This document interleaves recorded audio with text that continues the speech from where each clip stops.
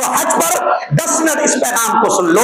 हज पर क्या पैगाम कि देखो, अगर अल्लाह ने माल दिया है ना, तो सबसे पहले बंगला मत बनाओ, क्या करो?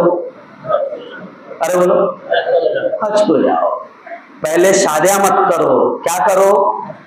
हज करो। ये भी जुमला क्यों बोला मौलाना? लोगों के दिमाग में एक मसला बैठ गया है कि पहले बेटे की शादी करना जरूरी है, पहले बेटा के हाथ पीले करना। गलत मसला बैठ गया दिमाग में।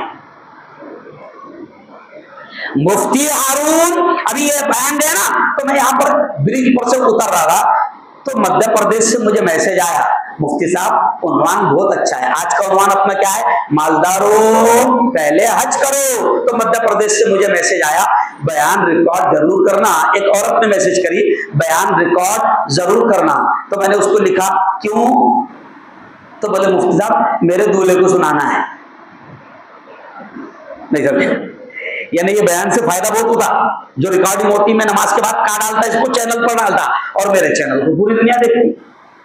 तो ये मसला सुन लो कि अगर माल आया तो पहले बेटियों की शादी करना फर्ज नहीं, माल आया तो बेटों की शादी करना फर्ज नहीं, माल आया तो पहले बंगला बनाना फर्ज नहीं, माल आया तो पहले कारोबार में लगाना फर्ज नहीं, माल आया तो अल्लाह कहता है कि सबसे पहले तुझ पर फर्ज है कि तू मेरे घर पर आ, यानी काबतुल्लाह का तवाफ कर, हज कर। ये अल्लाह का फर्ज है। इस्लाम में कुछ फर्ज है ना, जैसे नमाज, बालिग हो गया नमाज, अरे बोलो फर्ज है ना। रमजान का महीना आ गया, बालिग है तो रोजा, अरे बोलो फर्ज।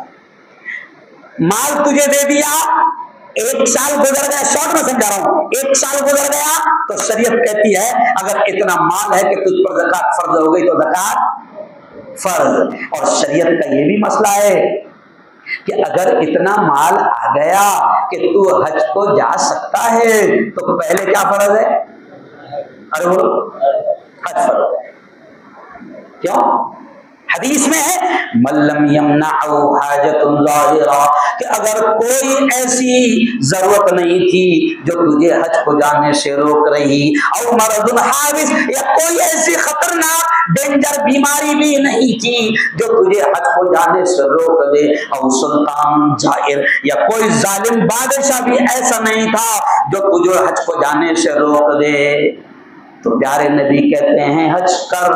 अगर नहीं किया वलम यहुज्जा, हज नहीं किया तो बड़े खतरनाक अल्फाज नबी ने कहा। नबी की वार्निंग है, नबी के अल्फाज है, मेरे अल्फाज नहीं। नबी ने कहा कि अगर कोई ऐसी मजबूरी नहीं थी जिसको शरीयत मजबूरी कहती है, और हज फिर भी नहीं किया, तो प्यारे नबी ने बड़े खतरनाक अल्फाज कहे, फलियमुत इंशा यहूदियन व इंशा नसरानिया, फिर तू अगर हज नहीं किया तो यहूदी होकर मर, क्रिश्चियन होकर मर, नसरानी होकर मर, काफिर होकर मर। नबी कहते हैं मुझे कोई परवाह नहीं, यानी मैं तेरी सिफारिश भी नहीं करूंगा। बहुत सख्त अल्फाज है, लोग समझ ही नहीं रहे हज को। क्यों? पैसा आ रहा तो ये पलाक पे पलाक अटका रहा। क्यों? एक साहब ने, मैंने पिछले साल ये बयान किया हज के बारे में, हज फर्ज है, तो 2-3 लोग मुझे मिले, मुफ्ती साहब कैसी क्या समझू कि मेरे पे हज फर्ज हो गया? नहीं समझा। तो मैंने उसके अंदाज में बोला, मैंने कहा माल आ रहा? तो बोले हाँ आ रहा। तो बोला अल्लाह बुला रहा, लेकिन तू पलाट अटका रहा। नहीं समझा। तू क्या कर रहा? माल आया तो एक प्लाट उस्मानिया पार, एक प्लाट केजीएम, एक प्लाट अमन पार, एक प्लाट फातिमा नगर। नहीं समझे? जहां सस्ता मिला माल आ रहा, यानी अल्लाह बुला रहा, मगर तू प्लाट अटका। क्यों? अगर हज नहीं किया, अच्छा हज बहुत आसान है, हज इतना आसान है प्लाट खरीदने से भी आसान हो जाए। बोलेंगे मुफ्ती साहब ऐसी कैसी? क्या देखो, प्लाट कोई भी अभी 10 लाख से कम मिल रहा है क्या? सच्ची बोल, अभी इधर इधर भाव क्या चल रहा? 3, यानी 1000 कितने, 1000 प्लाट जो समझो छोटे से छोटा, कितने में हो रहा? 30 लाख। अच्छा चलो उससे भी आधा कर लो, 1000 से भी आधा, 500, वो भी कितने का हो रहा? 15 लाख। हज हो रहा 4 लाख। हज हो रहा, अरे बोलो 4 लाख। अच्छा हज की कोशिश करना पड़ेगा ना, तो पहली कोशिश पासपोर्ट बनाना पड़ेगा। अच्छा कई लोग आते, मैंने एक हज का बयान किया तो एक साहब मुझे बाहर मिले, मालदार थे, मैंने कहा यार तुम्हारा हज हो गया? बोले नहीं। बोले फिर जाओ ना हज को, तो डायलॉग देखो कितना अच्छा डायलॉग, मुफ्ती साहब हज कोई बड़ी बात नहीं हो, 10 बार यार हज को जा सकता, तो बोले एक ही बार जाना रे, नहीं समझा? नहीं क्या होगा यार, कितने बार जा सकता? एक ही बार फर्ज है ना, हज 10 बार भी, हज कितने बार फर्ज है? एक ही बार। कल मेरा एक वीडियो बहुत वायरल हुआ, बहुत चला, वो क्या था, कल जो मेरा वो छोटे छोटे वीडियो आते मेरे, कुछ कुछ अच्छी अच्छी बातें मैं कभी कभी वीडियो के जरिए से पहुंचा देता हूं, क्योंकि मैं वायरल मुफ्ती हूं, मेरी हर बात क्या हो जाती है वायरल। तो कल मेरा एक वीडियो आया तो वो उसमें शेर था, वो शेर क्या था, वो दौलत पर बहुत इतरा रहा है, वो दौलत पर बहुत इतरा रहा है ना, सियासत की कमाई खा रहा है, सगा भाई है भूखा 3 दिन से, सगा भाई है भूखा 3 दिन से, वो चौथी बार हज को जा रहा है, तो हज 4 बार भी फर्ज नहीं है ना? हज कितने बार फर्ज है? अरे बोलो एक ही बार।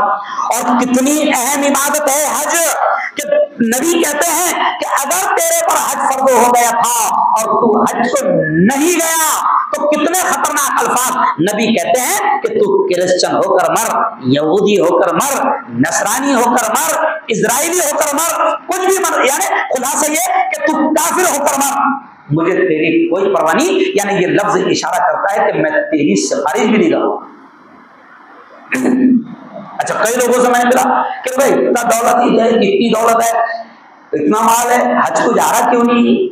तो कुछ लोग हंसते हंसते कहते हैं मुफ्ती साहब हज को जाना कोई बड़ी बात नहीं, प्रॉब्लम हज को जाने का नहीं है, हज के आने के बाद का है। क्या रे भाई हज के आने के बाद का मतलब?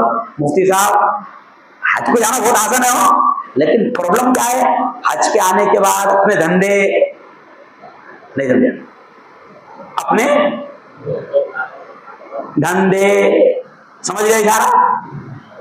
मुफ्ती साहब वो जो टोपिया घुमाना वो छोड़ना पड़ेगा ना, 2 नंबर छोड़ना पड़ेगा ना। अच्छा फिर कब हज को जाएगा? जब अपना सब सेटिंग हो जाएंगी, बच्चों की सारी सेटिंग हो जाएंगी, जब जाऊंगा। अच्छा बच्चों की सेटिंग करते करते तेरी सेटिंग हो गई तो नहीं समझा? अरे बोलो बच्चों की सेटिंग करते करते, अच्छा बच्चों को सेट कर रहा तू 2 नंबर पर, बच्चों को सेट कर रहा तू हराम कमाई करते करते, बच्चों को सेट कर रहा तू टोपिया घुमा घुमा कर, बच्चों को सेट कर रहा तू तोड़ी पानी कर करके, क्यों? अच्छा बच्चों को तूने समझो तोड़ी पानी कर करके 2 नंबर का कमा कमा के, हराम का कमा कमा के, टोपिया घुमा घुमा के बच्चों को सेट कर दिया, बच्चों को करोड़ का बंगला दे दिया, बच्चों को फैक्ट्री दे दिया, बच्चों को प्लॉटों का मालिक बना दिया, बच्चे तो मालिक बन गए। लेकिन सुन, अगर तूने हराम कमाई पर बच्चों को सेट किया तो बच्चे तो सेट हो जाएंगे, जूते तेरे को पड़े, तो तू अक्लमंद कहां से हुआ? अरे बोलो होशियार कहां से हुआ? मजा मार रहे कौन? अरे बोलो ना, एकदम खानदेशी में समझा रहा बोलो, एकदम आसान अल्फाज में, मेरी मुफ्तीगिरी नहीं दिखा रहा आज मैं, भारी भारी उर्दू बोलना आती मेरे को बहुत खतरनाक।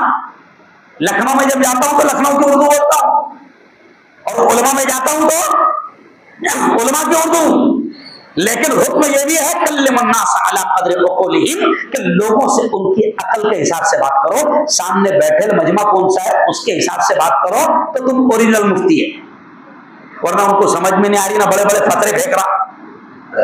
नहीं समझा? एकदम सादे अल्फाज में समझा रहा हूं कि हज किए बगैर अगर मर गए तो कसम अल्लाह के नबी के अल्फाज है कि मैं तुम्हारी सिफारिश भी नहीं करता। तो सबसे पहले कोशिश क्या की करना? अरे वो अच्छा, कुछ लोगों ने क्या समझ लिया, जवानों ने भी समझ लिया कि हज पहले नहीं करना पड़ता, एकदम आखिर में करना पड़ता। कसम अल्लाह की, वहां जाओ। मैं गया था पहली बार जब हज को गया मैं, तो उस वक्त 32 साल का था मैं। कितने? तो मैं बड़ा खुश था कि वहां बहुत अच्छा हुआ एकदम हज। अब तुम तो जवान जा रहे एकदम। 32 साल की उम्र का वाक्य सुनाता हूं मैं, कसम खुदा की, बैठ जाना पड़ता था, इतना खतरनाक रहता। समझ रहा? वो जो शैतान को खतरे मारने जाना पड़ता ना 3 दिन, वहां पर भी बहुत परेशान करता हो। नहीं समझे? वहां भी शैतान को 3 दिन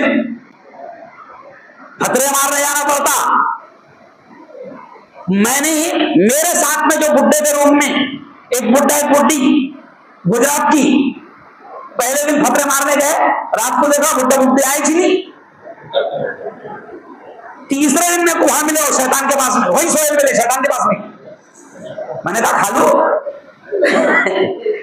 तुम आई नहीं हो रूम में, क्या वापस आना? शैतान के पास ही सो गया कि जब तक के पूरे 3 दिन मारूंगा नहीं, जब तक के। ये मिसाल क्यों दे रहा? बहुत जबरदस्त अमल रहता हज वाला। वहां जाने के बाद पता चला कि असल हज कब का है? जवानी का है। काय का है? असल हज जवानी का है। वहां जितने बुड्ढे दिखते, कहां के दिखते? हिंदुस्तान, बांग्लादेश और अरे बोलो नहीं मेरे यारो, बस बात को खत्म करते करते कहूंगा, बल्कि दुआ कर रहा हूं आमीन कह देना, नहीं मालूम किसके आमीन कबूल हो जाए, इसलिए सबने बोलना अल्लाह ये जितने मेरे सामने बैठे हैं और मेरे इस बयान को सुन रहे हैं, अल्लाह सबको तू हज की दौलत से जल्द अज जल्द मालामाल फरमा, है ना?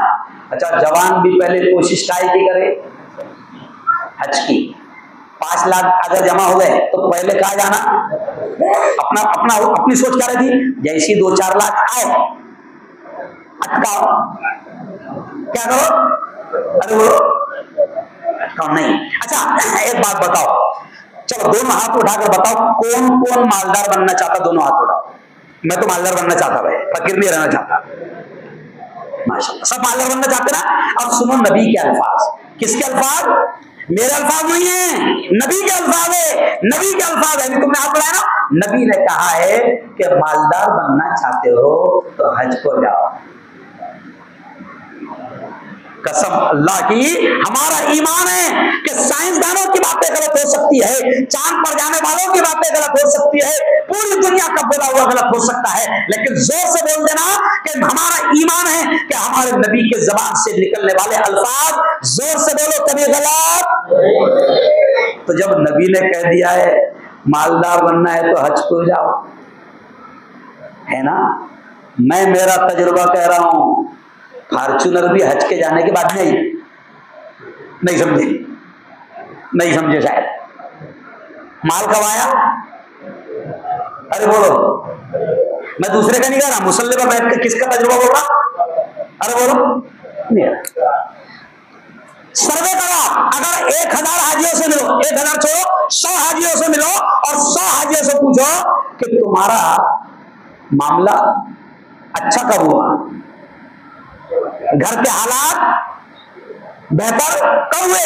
100 हाजियों से मिलो, 90 हाजी आपको यही बोलते मिलेंगे कि अल्हम्दुलिल्लाह हज को जाके आया अना लैंड लेवल।